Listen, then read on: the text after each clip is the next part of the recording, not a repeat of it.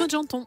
L'édito éco avec vous, Emmanuel Dutheil. Bonjour Emmanuel. Bonjour Antoine, bonjour à tous. Chef du service économie d'Europe 1, nous sommes le 7 août, l'occasion de faire un premier bilan économique des vacances.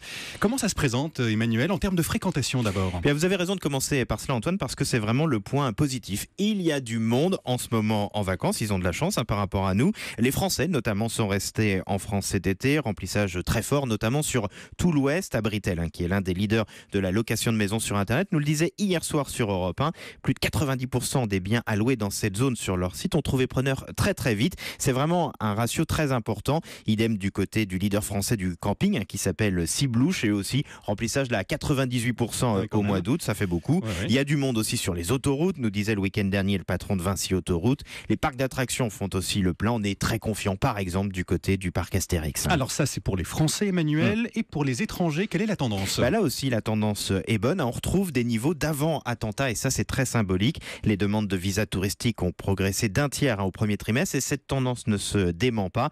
À l'exception des Britanniques qui ont un peu moins de pouvoir d'achat à cause de la baisse de la livre, les Européens sont très présents comme chaque été. Forte hausse par exemple sur les trains internationaux de la SNCF comme le Thalys vers la Belgique ou le Lyria vers la Suisse. Plus largement, progression de 8,5% pour le TGV pour cet été, malgré la grosse pagaille que l'on a pu vivre.